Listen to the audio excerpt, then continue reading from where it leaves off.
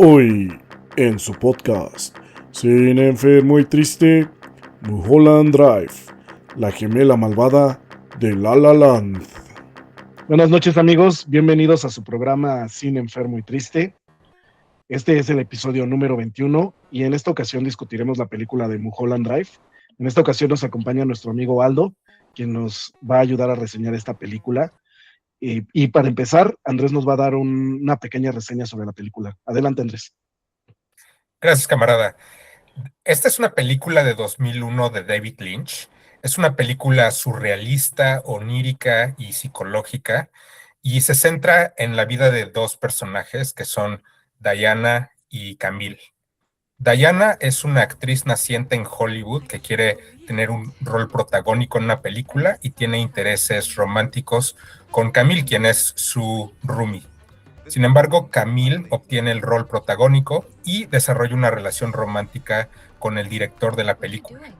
Esto lleva a que Diana contrate a un asesino para asesinarla, un plot que es exitoso.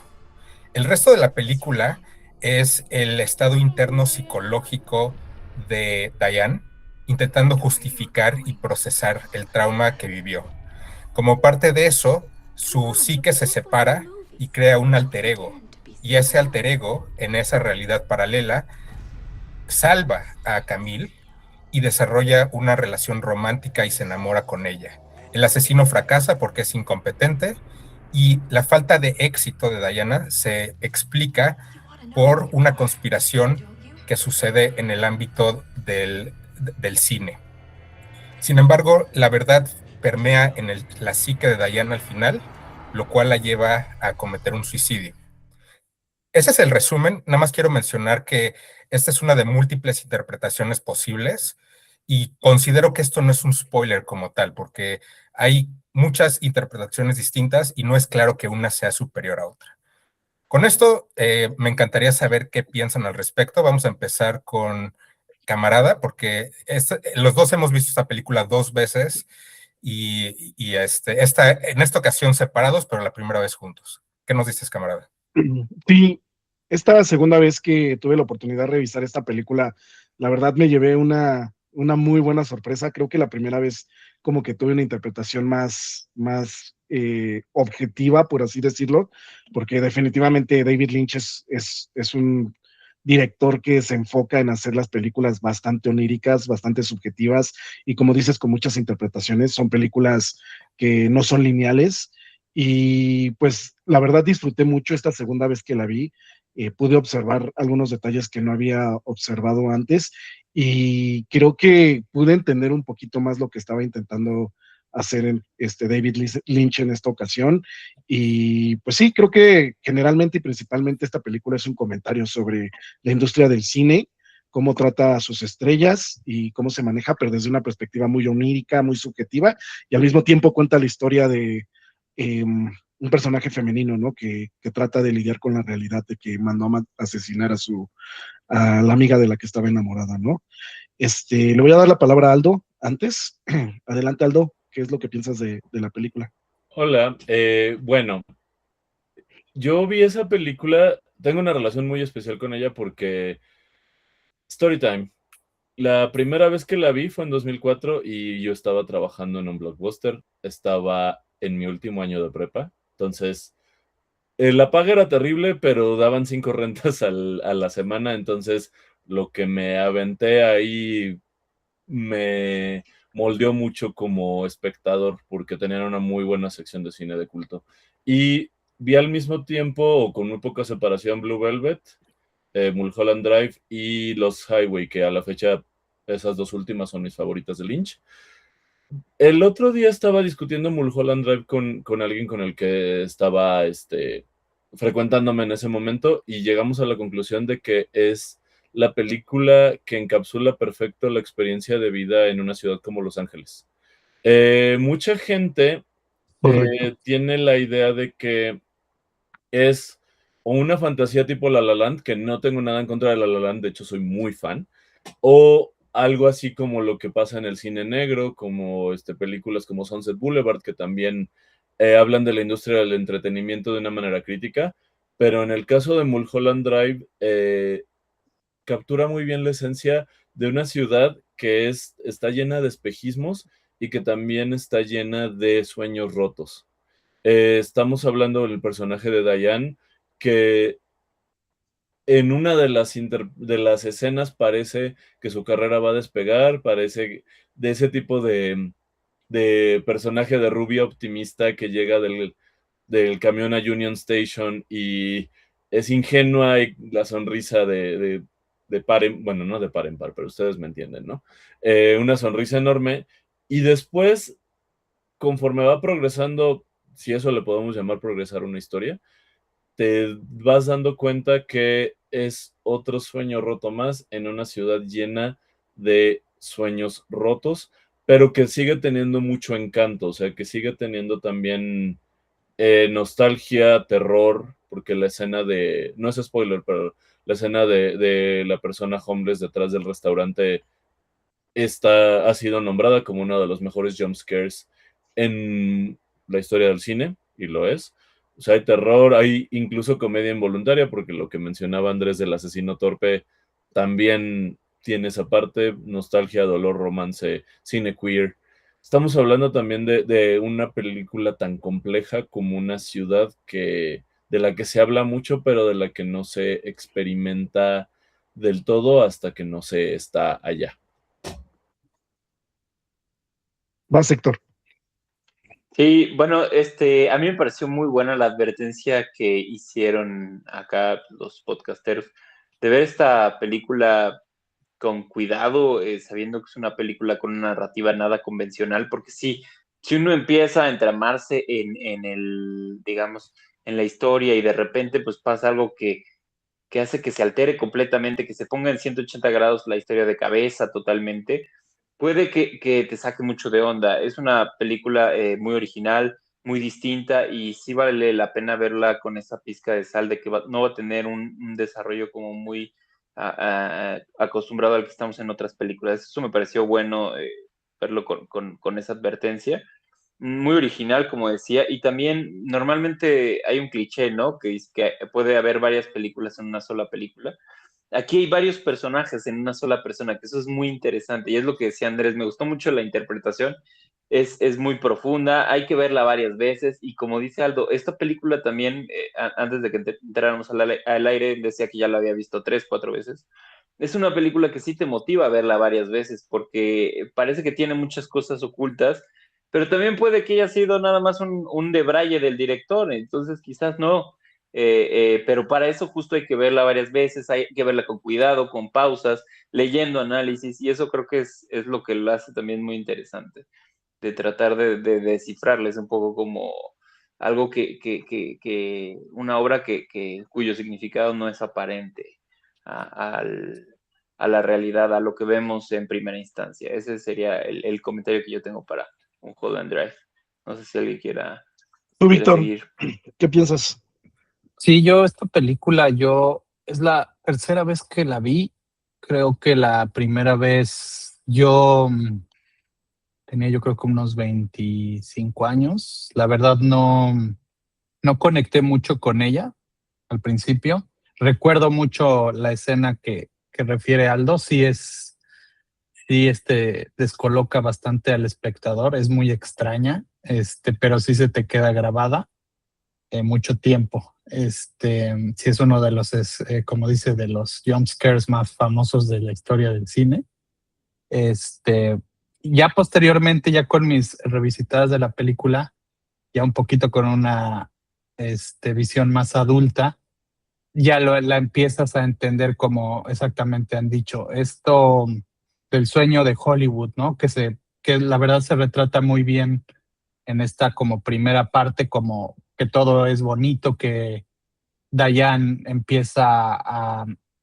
bueno, se da a entender que su carrera empieza a despegar de cierta manera, pero pues es todo una fantasía, un sueño, que sí te van dando en lo largo de la película como ciertos señales de que algo ahí no está ocurriendo en la realidad, y ya posteriormente termina con la segunda parte en donde ves realmente el destino de esta persona y su relación real con Camille. Y por supuesto el final de El Club Silencio como esta parte en donde ya te dan a entender que pues todo ha sido una ilusión y que la realidad pues es sumamente dura, y más en este sueño en Hollywood. Ahora, si en un momento en los 2000, en los 90 era difícil, ahorita es muchísimo más, ¿no? Tener este sueño de ser el actor famoso de Hollywood. Entonces, pues es una película, la verdad, sumamente hermosa, con unas actuaciones impresionantes. Por ejemplo, la actuación se me está yendo el nombre de la actriz principal, Naomi Watts. Naomi Watts. Es impresionante, y pues obviamente tiene una de las bellezas más grandes en Hollywood, incluso hasta la fecha. Sí. Adelante, Andrés.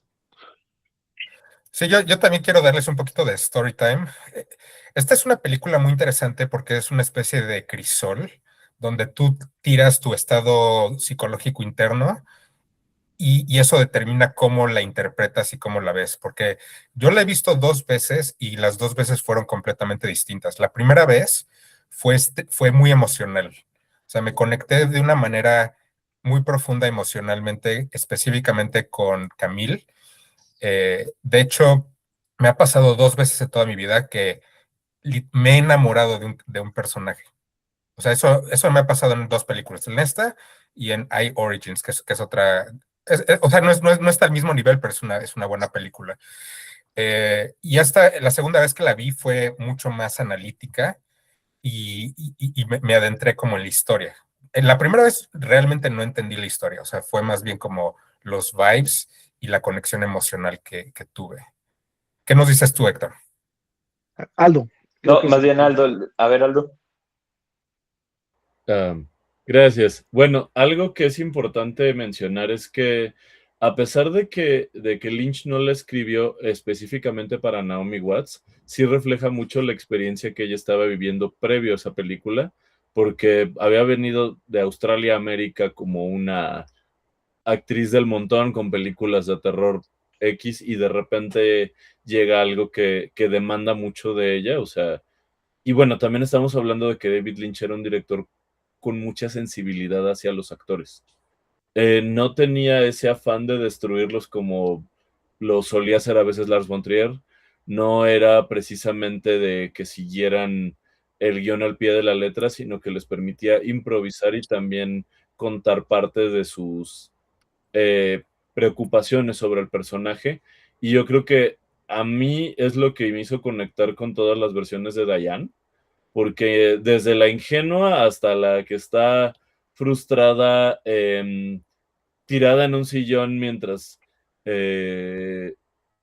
pues sufre el rechazo de su roomie, vamos a dejarlo así, porque no sabemos si nos quitan monetización. No te preocupes, no estamos monetizados. Entonces puedo usar la palabra. Puedes decir lo que quieras. Bueno, mientras Sí, está claro. masturbando en un sillón enojada y deprimida pensando en Camille, ya, lo dije. Es un personaje que se siente muy humano y muy tridimensional en todo momento. O sea, incluso cuando se supone que sus sueños se están cumpliendo, tiene como en la sonrisa algo de ansiedad, a pesar de que está muy emocionada, y creo que eso pocas veces un director puede lograrlo con alguien que en teoría no tiene un CV fuerte, ¿saben?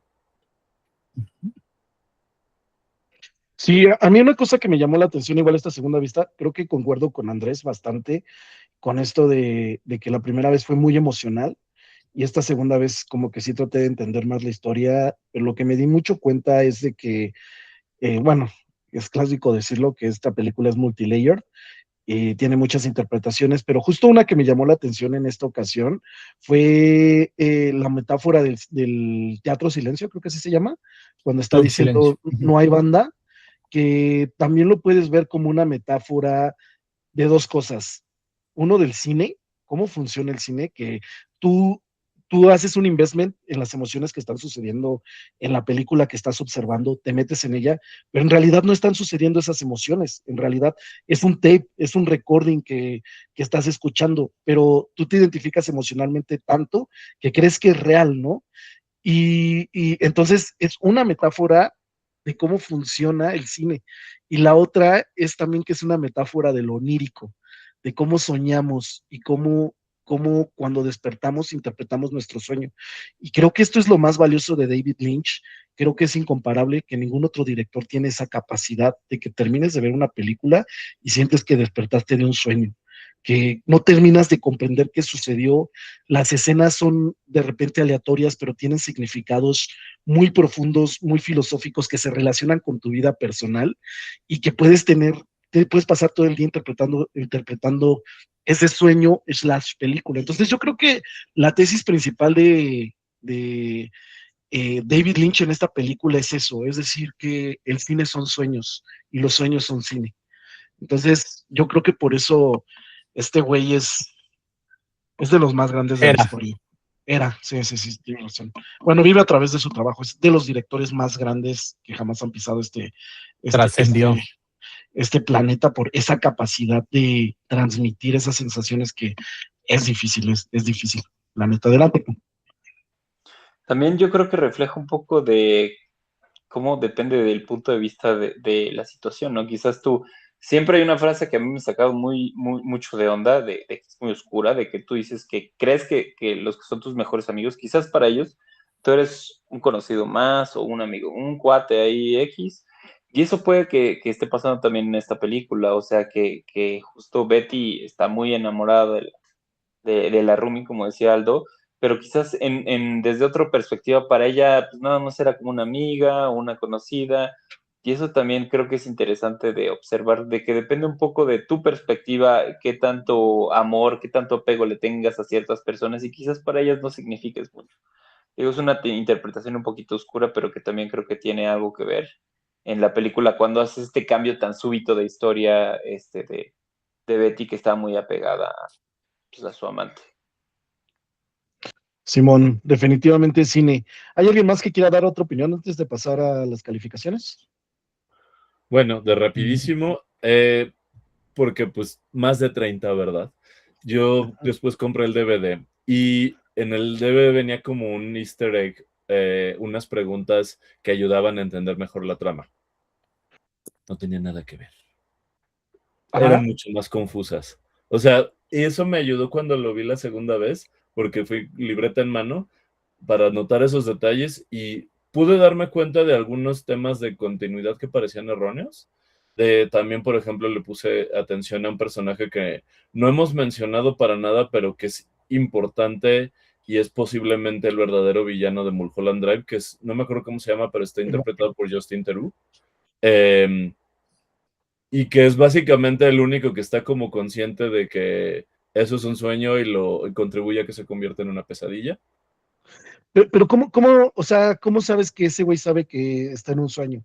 ¿O porque se está burlando, está haciendo como que no está como tan invested en cuando le toca participar en el sueño? ¿O por qué lo dices?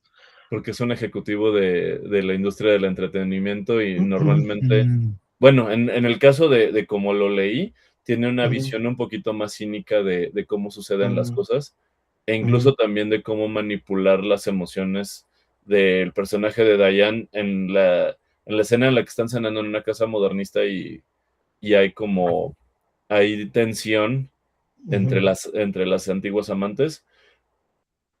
Digo, esa es mi interpretación y es muy válido que me digan que me No, metí. Sí, yo como o sea, estoy de acuerdo con más o menos con esa interpretación. A mí lo que me llamó la atención es la capacidad justamente de influir en las emociones de las personas, pero yo estaba pensando más bien en la escena del coche, porque es una escena maestra de cuando besa a Camille. Y una cosa que es muy particular de Theroux es que el personaje se comporta como si no importaran las consecuencias. O sea, se mete en peleas, destruye propiedad. Entonces, sí, como que de alguna Ujú. manera a lo mejor entiende eh, que no es real, o no sé cómo Ujú. explicarlo. Está desconectado de la Ujú. Matrix, por usar otro término cinematográfico. O a lo mejor es ese, a lo mejor David Lynch está insertando en este personaje porque, según yo, Adam, Justin Theroux Nada.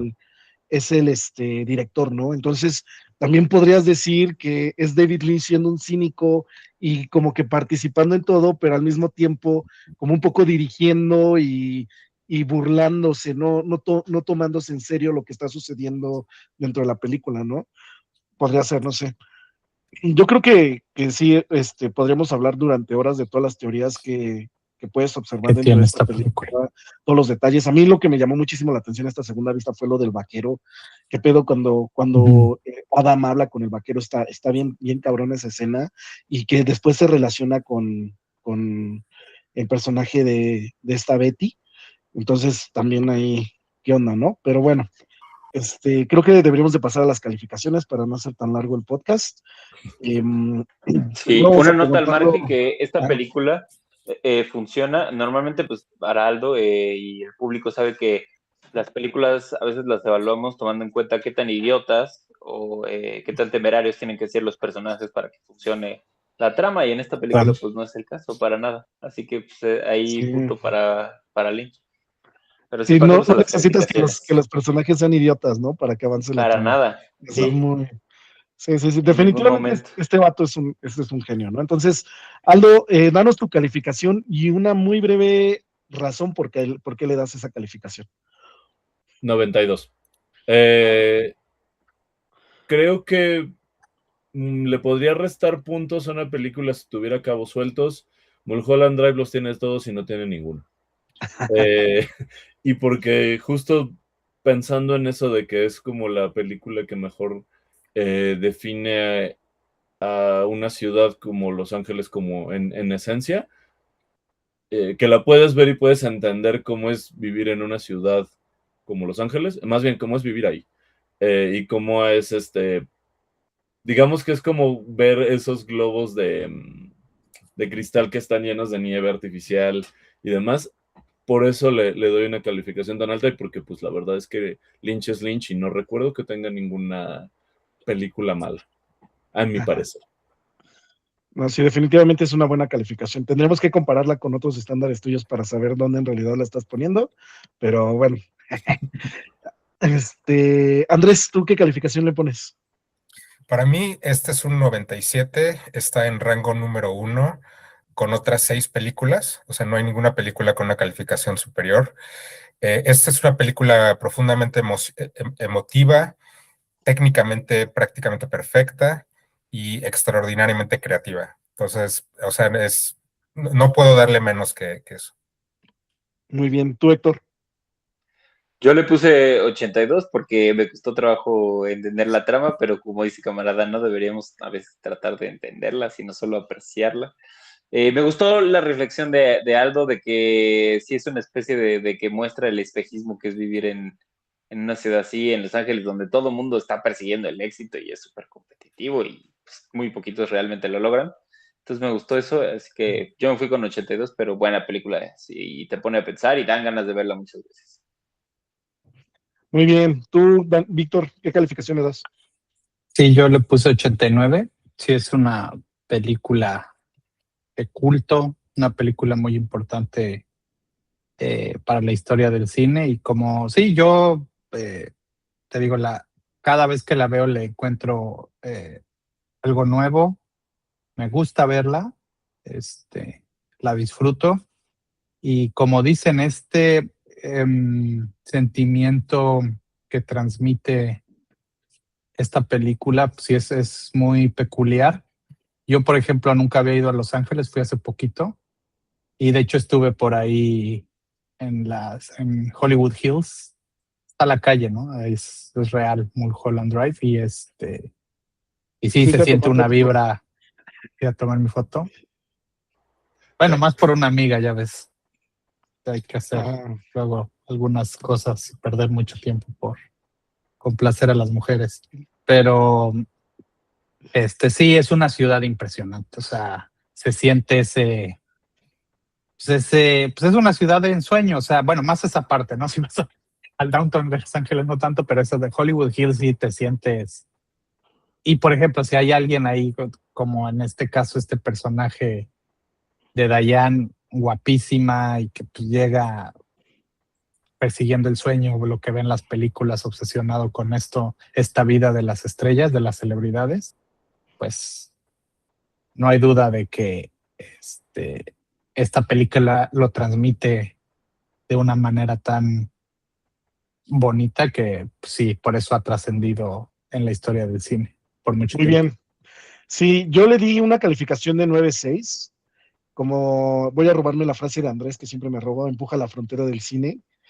Es una película onírica y cíclica. Entonces, sí, no queda más que decir. Véanla. De hecho, nuestro ranking global se fue hasta arriba. Le ganó a Cinecdoche New York, a Incendies, y está en el número 1 con una calificación de 83.2, perdón. Entonces, definitivamente es la película más enferma y triste que hemos visto en este canal. Ahora vamos a pasar a La Ley y el Orden. No sé si se pueda calificar esta película por lo único, pero platícanos qué encontraste, Andrés. Sí, hice mi mejor esfuerzo. Esto está basada en mi interpretación de la película. En mi interpretación de la película, los asesinatos que suceden en el edificio no son reales, entonces no los cuento. Y dicho, con esto, tenemos básicamente 3 cargos criminales, pero cada cargo criminal tiene 2 cargos. O sea, en primer lugar tenemos solicitación para cometer homicidio en primer grado por parte de Diane. Y luego tenemos el homicidio en sí, que son 2 cosas. Uno es una conspiración para cometer homicidio en primer grado, que es la planeación del evento, y la ejecución es un homicidio de primer grado. Esos 2 últimos cargos los recibe tanto Diane como el asesino. O sea, es posible que una sola víctima tenga múltiples personas que son condenadas por ese homicidio. Con esto son 270 años de cárcel, lo cual la pone en 9º grado. Sí, el homicidio en primer grado lo estamos tomando como 100 años. Entonces, nada más de los 2 homicidios son 200 años de cárcel. Por No eso manches, pórtense bien. ¿quién diría que Mulholland Drive fuese tan violenta, que estuviera tan alta en nuestro ranking? Sí. Yo pensé que iba a estar. Tiene un nivel de violencia similar a otra película basada en Los Ángeles y con una vibra similar, pero no es igual de buena, que es Maps to the Stars de David Cronenberg. Pero Mulholland Drive se le lleva de los pelos. Sí, estoy totalmente de acuerdo. A mí personalmente la disfruto muchísimo. Creo que yo le di esa 89. O sea, no, obviamente no está al mismo nivel, pero es muy disfrutable. Véanlas también si pueden. Igual invitamos a Aldo para que la revise próximamente. Sí, también soy muy fan de Cronenberg. Ya se va a casar contigo, Andrés. Víctor, platícanos del budget de esta película. Sí, en cuanto al budget, bueno, el análisis básico financiero de esta película, pues salió en 2001 y tuvo un costo de $15 millones. En box office recaudó 20. Actualizado a 2026, pues estamos hablando de un costo de 26 contra un box office de 35 millones. Pues sí es una película que pues no es un éxito obviamente financiero, es evidente que es más, como había dicho Andrés en las sesiones anteriores, es una película que yo creo que ya en el streaming, en la compra de DVDs, yo creo que aumenta sus ventas. Es una película que es más como para ser revisitó, no fue tanto un hit en su momento cuando salió. Obviamente es difícil de disfrutar para una persona promedio, pero pues sí, más o menos el análisis está en ese sentido. Es una película que al menos cubrió su costo, pero yo creo que en su valor sentimental para todos es un éxito. Sí, ¿alguien sabe si fue premiada, si tuvo algo, cómo fue recibida Sí, por la industria? Los premios. En Cannes me parece que fue una ovación como de, miren, no quiero dar cifras a lo güey, pero creo que fueron más de 10 minutos. Si no podemos después hacer fact-checking de eso. Igual Y- que Emilia Pérez. Ahora, Ovación bueno, de pie. es que en esos años las ovaciones creo que valían más que ahora. Ahora Es que ha cualquier habido cosa. inflación de ovaciones. Ahorita Sí, exacto. la de Rock creo que fueron como 9 minutos de ovación. Sí, es malísima. Sí. Ahorita ya no es algo, no es un indicador de nada. No. Muy bien. Bueno, para la próxima episodio estaremos analizando la película de Leviticus, Ritual de Sangre, que es la película que está en cartelera ahorita. Y no me queda más que invitarlos a que se suscriban, a que le den like, a que dejen un comentario y nos vemos en el próximo episodio. Muchas gracias, Aldo, por acompañarnos esta noche. Gracias Hasta a luego. ustedes por la Gracias, Gracias, invitación. Aldo. Gracias. Bye. Bye, bye. Adiós.